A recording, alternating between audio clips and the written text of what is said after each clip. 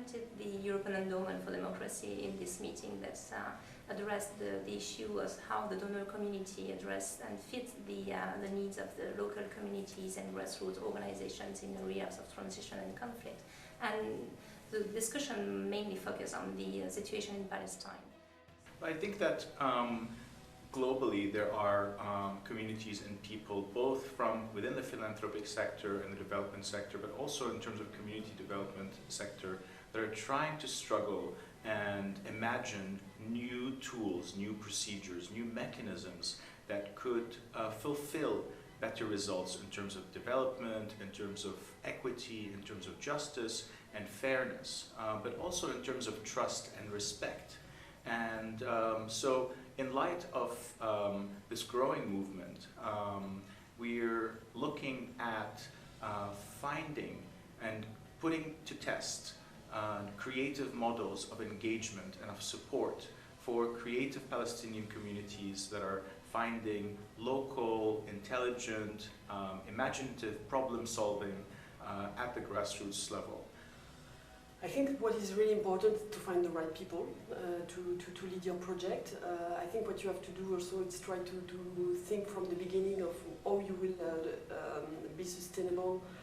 with your project. Try to what we have done also, and what we are trying to strengthen is all this building on local assets and trying to diversify a little bit the networks of allies and partners that you find. It is something that needs a lot of time. And I think what we have been the most successful in for the moment, it's really to establish the trust within the communities with whom we work, and that's basically our main asset, and that's something that we want to preserve, and that's something that we can honestly sell to our other donors and people that will feel confident in partnering with us in what we are doing. ED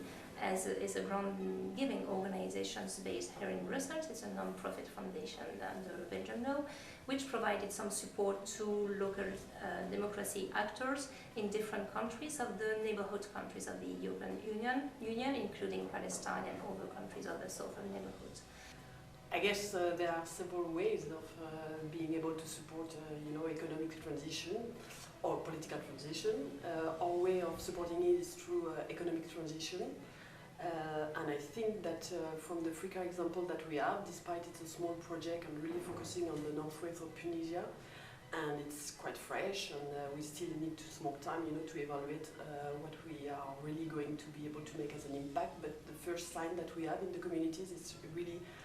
it's a game changer in these communities. You should never come with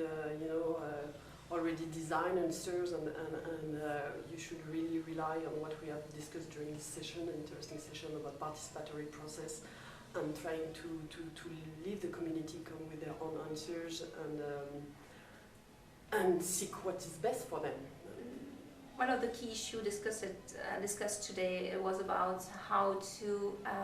making this process of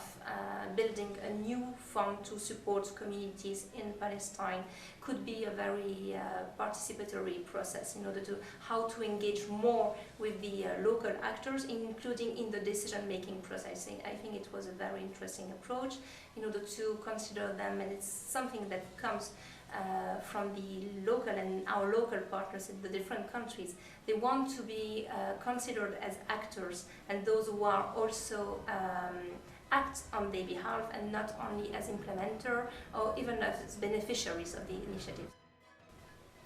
I think this is an opportunity to imagine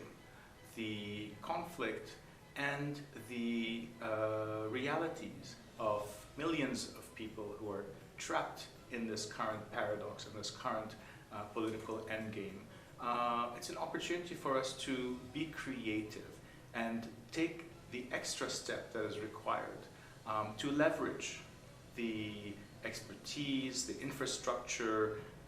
the intelligence that is on the ground by just tweaking the way we do things, by changing some of our administrative parameters, by perhaps making decisions differently from the ground up as opposed to just simply from the top down, and to within the realms of the possible, take risks in experimenting with new tools and new mechanisms, because that is what we can actually do, and we have precedents that exists globally through an innovative community of practice that is exploring and experimenting with new mechanisms of participation.